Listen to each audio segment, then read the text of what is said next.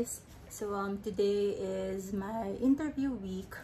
Grabe ang haggard ko. But anyway, as you saw sa previous clips ko, this week din yung sputum collection ng husband ko. So galing kami ng St. Luke's kanina ulit, kaka-uwi lang namin. It's now around 9:30 yata. Tapos ayun, so day 1 complete na siya. Bukas babalik kami ulit doon for day 2 of his sputum collection. And then the following day, day 3.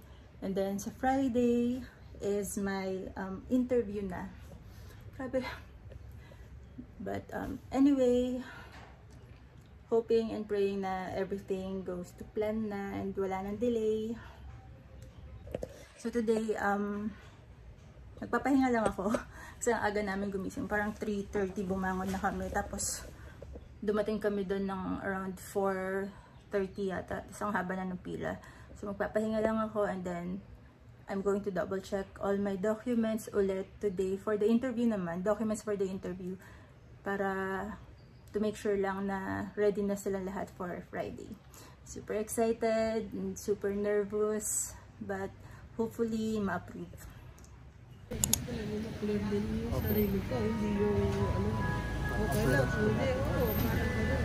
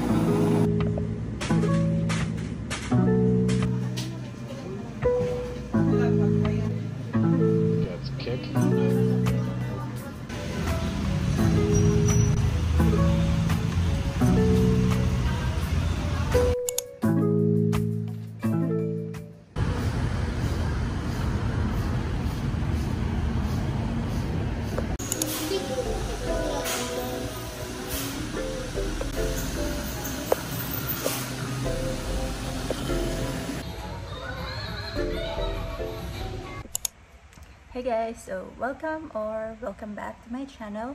So today, ang ikikwento ko sa inyo is about my US Embassy interview.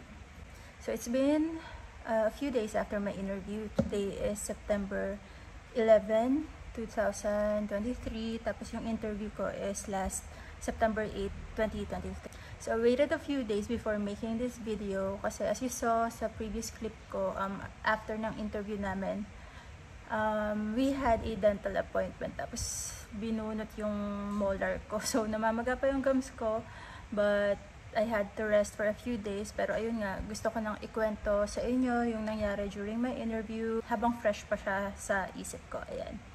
Ayun nga, my scheduled interview date was last September 8 at 7:30 a.m. So dumating kami doon around 6:15 a.m. and then mahaba na yung pila. So pagdating nyo ng US Embassy, merong line doon. May mga nag-a-assist naman.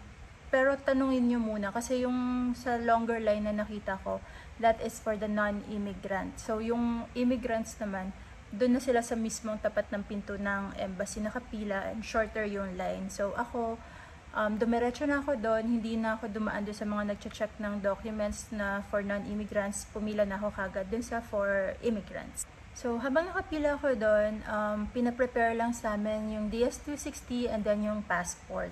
ng both applicants and your dependents. So around, I think 6:30, Leon nag-start ng, I think around 6:30, nag-start ng magpapasok ng mga tao. So yun lang yung chinek. And then sa back part of your passport, lalagyan nila ng sticker. Then may letter doon na nakasulat, so it's either A, B, or C, I think. So yun sa akin, letter C. So susundan mo lang kung saang letter ka uupo. So after lagyan ng sticker ng passport, papasok ka na dun sa mismong building ng embassy.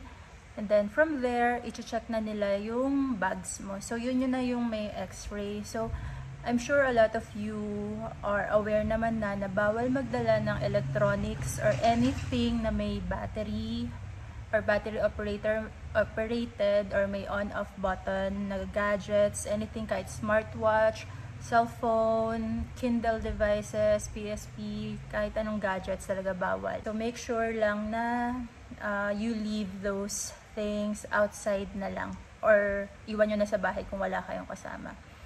So ayun nga, pagpasok mo doon, that's the x-ray machine, i-x-ray yung gamit nyo and kayo, pagdaan nyo doon sa machine.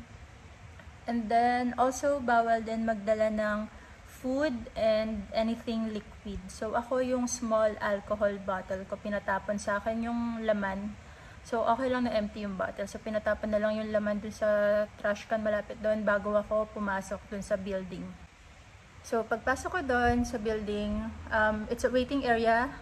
Tapos again may mga mag-a-assist, papaupuin muna kayo doon. Pero mabilis lang naman. I think I waited there parang mga 5 minutes lang, ganun. 5 minutes lang ako nakaupo. Tapos per row kasi siya, so parang first come first serve, sunod-sunod naman na kayo doon na nakapila.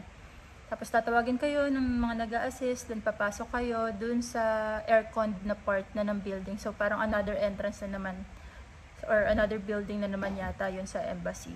So pagpasok mo doon, again, i-check yung bag mo manually ng isang security guard and then mag-go through ka ulit doon sa parang x-ray nila.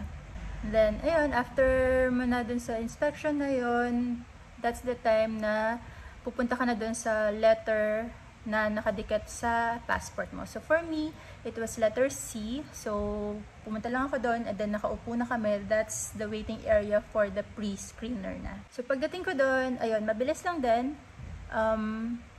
I think I was 5th in line. And then, once na nag-start ng magtawag yung mga nag-a-assist doon, so magmo-move lang kayo ng magmo-move, ganon. So ayun nga, sa pre-screener, pag nabakante na sila, papatayuin na kayo sunod-sunod ng mga nag-a-assist doon na naka-green sila na polo shirt na uniform.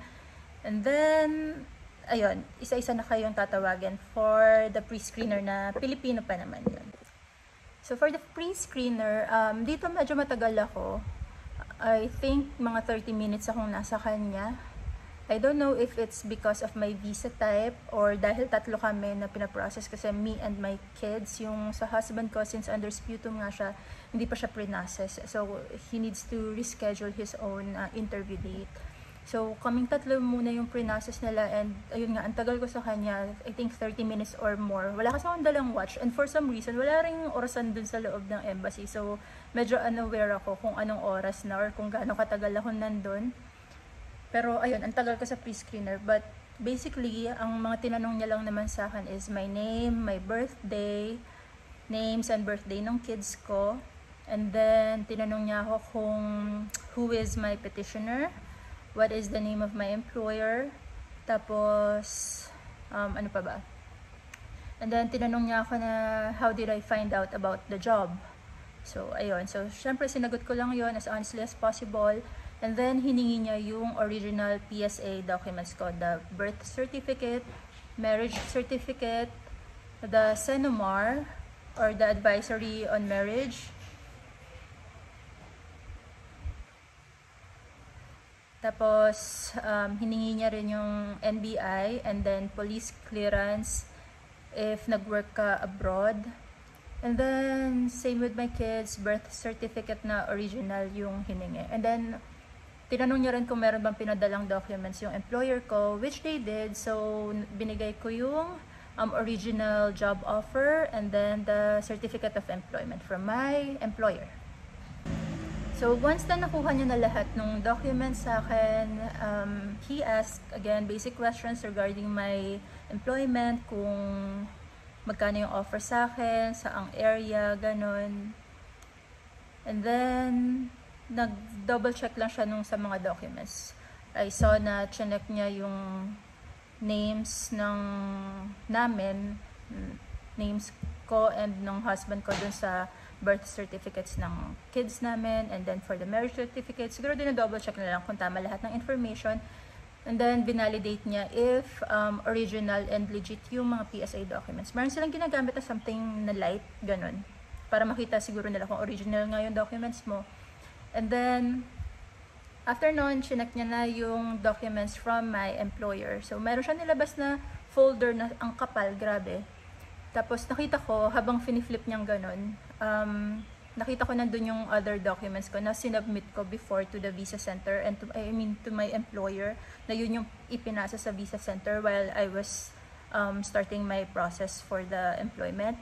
So, ayun, nandun lahat yun sa kanila. And then, meron lang siyang dinoble check dun sa JO ko, and then dun nga sa folder na yun. So, ayun. And then at that part, medyo kinabahan ako kasi clinose niya yung mic and yung parang lusutan dun sa ilalim ng window. Tapos meron siyang tinawag na parang meron siyang tinuturo from my JO, tapos dun sa folder, ganun. Siguro may something na magkaiba, or I don't know. Basta meron siyang chine-check na pinapa-double check niya dun sa kasama niya pa. So, ang tagal nilang nagdiskusyon dun, mga more than 10 minutes o 15 minutes silang nag-uusap. Then, eventually, may dumating na pangatlong person na nagdo-double check, and then, naging 4 na sila, then 5 na silang nagdidiskusyon dun. Tapos, alam mo yun, nakakakaba. Kasi, kita ko lang sila, kasi open yung window pero naka-close, so hindi ko naririnig kung ano yung mga pinag-uusapan nila. So, ayun, at that time, iniisip ko na may something wrong ba, ganun. Pero, ayun, hindi ko na lang masyadong inintindi kasi I know naman in myself na original and legit lahat ng documents ko. So, hinayaan ko na lang sila mag-discuss.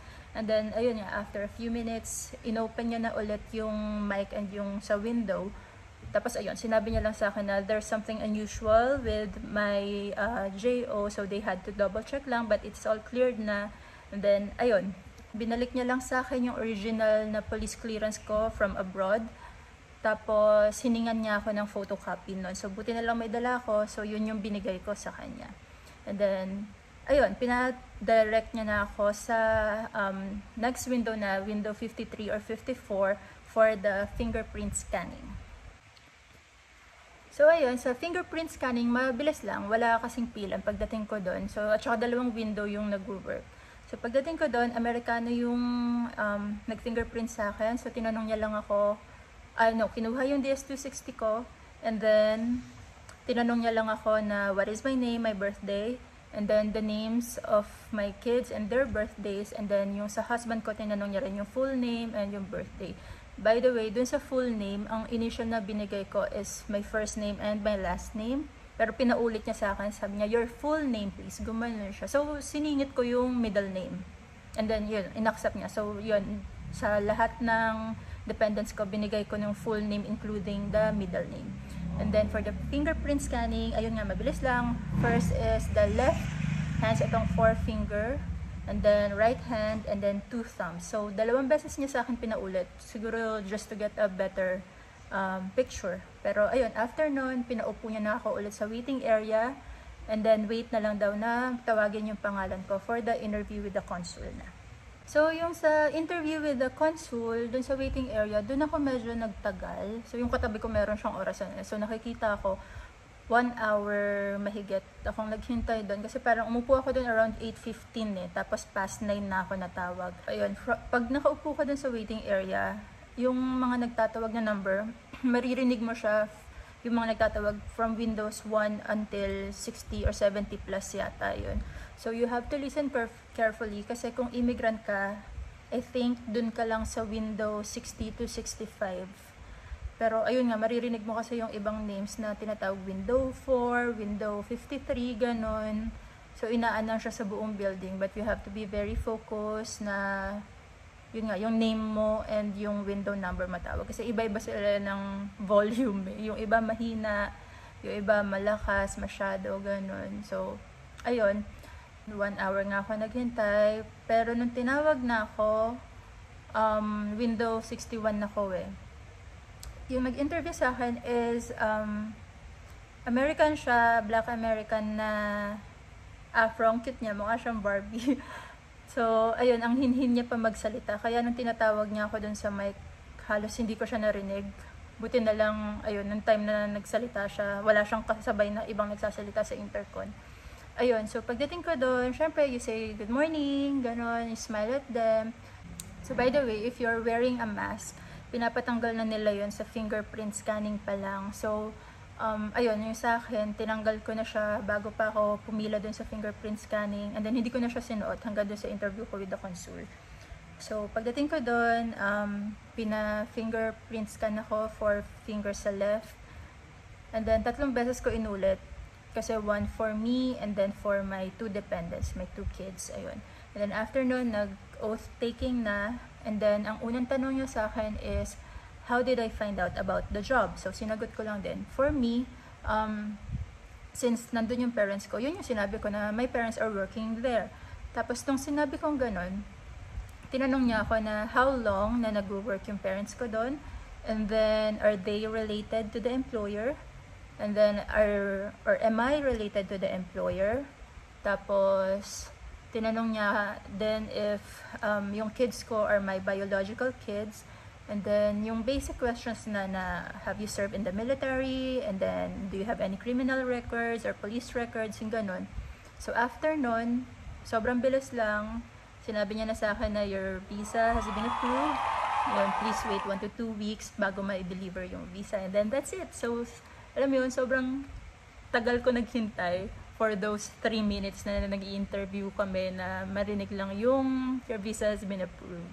So, I'm so happy na na-approve na yung visa namin. Almost perfect since may iwan yung asawa ko, but hopefully, sana formality na lang na yun sa kanya since I'm the applicant naman, I'm the principal applicant, and to follow na lang siya.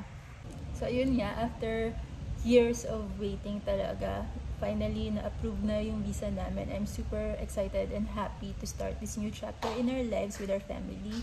And we're hoping to bring you along with us. That's why we started to do this vlog. Para, you know, ma-record lang din yung journey namin to our new life. And hopefully, this helps you guys out for those na going through the same journey with us. And so, comment down below lang kung if you have other questions or inquiries. Baka natanong na rin naman namin during the US Embassy or during the medical or any other things regarding the whole process. For my next video, it will be about the PDOS or CFO scheduling or appointment. And yeah, I'll see you guys there.